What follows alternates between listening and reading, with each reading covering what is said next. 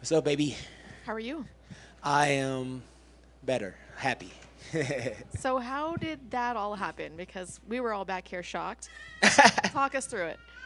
Just working your way through shots, working your way through finding holes throughout the fight. I didn't really hit the switch that I can hit until that third round started, and I just, all right, let's go. Me and Coach got this vibe, man. He was like 5 minutes, so it was time to go. It's something to say about a bond that a coach and the athlete has. He knows when I need to go. He knows. We just felt it, all my coaches. But, this one was special for us. Was there something he specifically said between rounds Nope. two and three? It's just a vibe. It's a feeling from being around somebody long enough. Inflection and voice. We looked at it. We make eye contact. He was like, you got to go. It's time. It's 5 minutes. Let's go. And that's it. That's it. It don't take nothing special being said. He knows it's. He's seen me practice every day. He sees the work that I put in, and he told me before the fight. And my coach Justin Hardy told me before the fight. You've prepared. You've done everything you're supposed to do. He sees me every day. He's like, Charles, go do what I know you can do. What I've seen you can do. Show everyone what you can do. These people don't know what you can do yet. They haven't seen the best of you, and they still haven't. And so that's where we are. Is that all stuff going through your head as those first two rounds are happening? I mean, like, how do you remain positive and confident and in the game? I'm just flowing in there. I wasn't even, honestly, I didn't feel like I was fighting until the third round started. I'm flowing, and I need to hit that switch earlier, learn how to get to that switch quicker. It's there all the time. A lot of times I'm in there flowing, feeling good, going through a fight. I don't feel like anyone can hurt me. I don't feel like anyone could do anything to me. You might catch me with a shot. I'm going to work through it, and we just keep going. And it's just about, all right, CJ, let's go. All right, let's go. It's time. It's a fight, So finding that switch is all. Finding that switch. What did you think of your opponent? I think he's a tough kid. I think he has a long a long time in this game. He can, if he chooses to continue to work. He has a few holes that he got to work on, but he's getting better, and he's young, and I love to see young guys in this game, man. So a part of me um, felt bad knowing that I knew what my intentions were going into this fight. I knew where I was in my career, knew what I could do to him, but also knew that I earned this spot.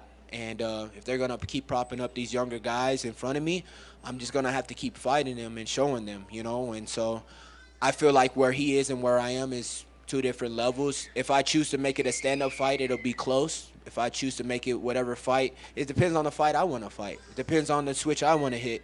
And I knew that coming into the fight. Um, he showed me everything he had, and I already knew it wasn't going to be enough. So I did what I was supposed to do in there.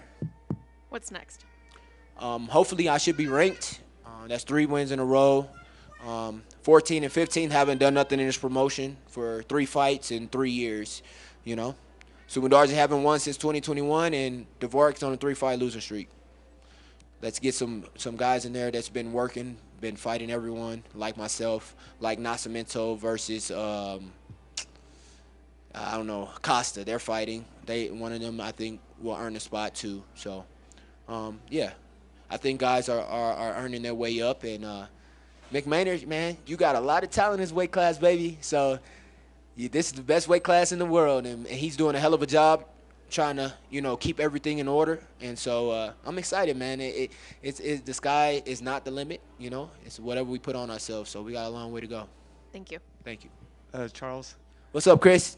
part of St. Louis, Missouri. Charles, before the fight, you told me that you not having a ranking really lit a fire under you. Was that fire present for you heading into that third round of fan?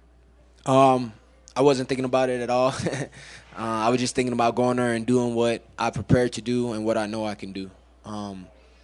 That's very prevalent in training, very prevalent when I wake up every day and I'm working as hard as I am um, in all areas of life, fatherhood, working on building financial stability outside of UFC, and working on being a professional athlete full time and being a father, right? So um, it's very prevalent.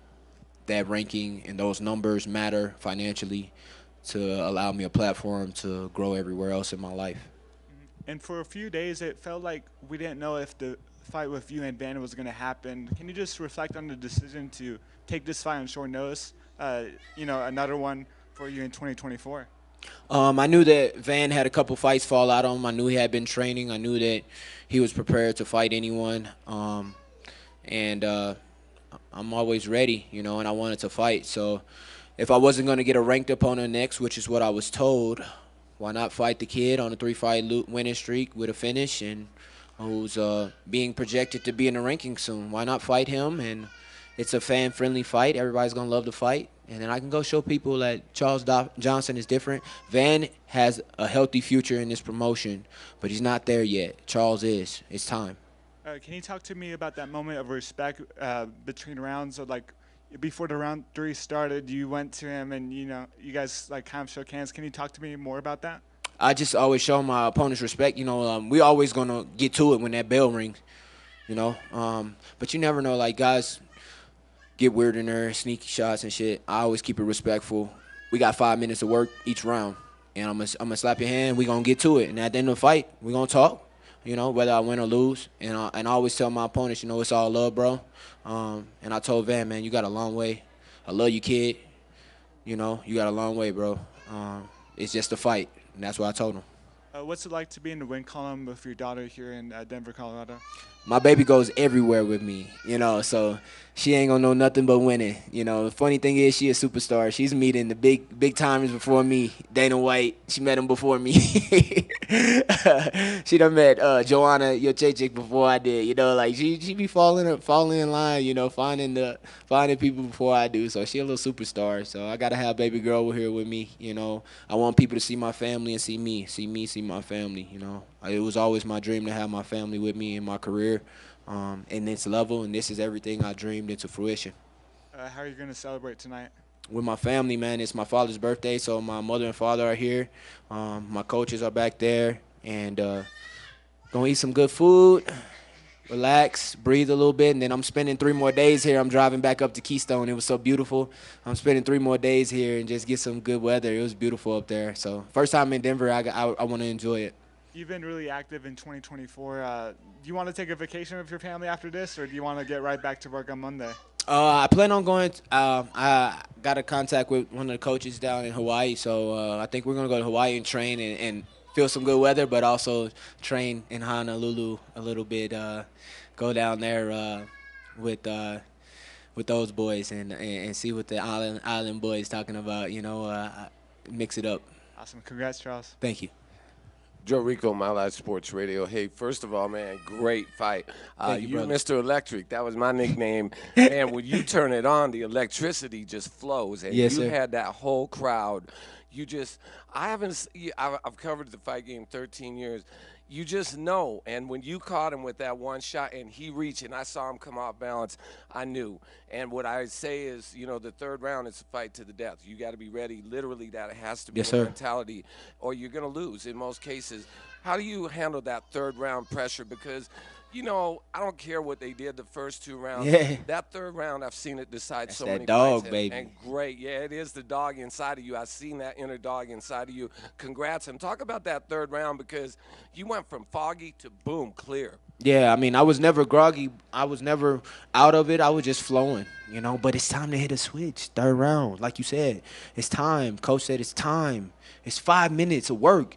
Give me 5 great minutes. 5 minutes, that ain't shit. I ran cross country in college, bro. I ran 12 miles a day in college. 5 minutes ain't shit, but a shakeout. That ain't even a shakeout. That ain't even a warm up for me. So 5 minutes, I got 5 minutes in me, coach. Let's go.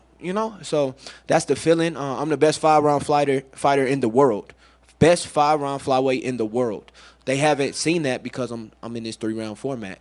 But you're starting to see it every third round. I haven't lost one. You're starting to see it. And now that I figured out the first, second round a little bit, you're starting to see Charles is becoming the best 3-round fighter in the world. So I think we all saw that tonight. Yes, sir. And best of luck to you and your next opponent. Thank you, brother. I think you're on your way up. Thank you, brother. All right. Thank you.